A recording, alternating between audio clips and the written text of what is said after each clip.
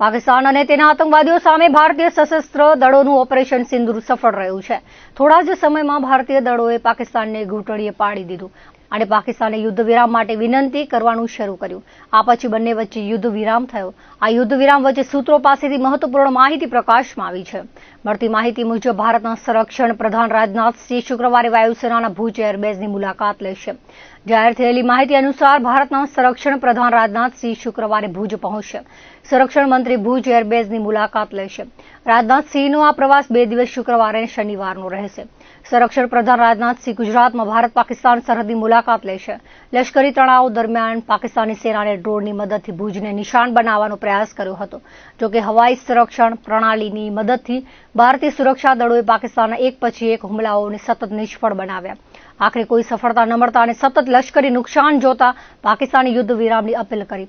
અગાઉ મંગળવારે પીએમ મોદીએ પાકિસ્તાની સરહદથી માત્ર 100 કિલોમીટર દૂર સ્થિત આદમપુર એરબેઝ પર સૈનિકોને સંબોધિત કર્યા હતા. પીએમ મોદીએ કડક સ્વરમાં પાકિસ્તાનને ચેતવણી આપતા કહ્યું હતું કે ભારત તરફ નજર રાખવાથી વિનાશ થશે. પીએમ મોદીએ કહ્યું હતું કે આતંકવાદ સામે ભારતની લક્ષ્મણ રેખા ખૂબ જ સ્પષ્ટ છે. હવે જો ફરીથી કોઈ આતંકવાદી હુમલો થશે તો ભારત જવાબ આપશે.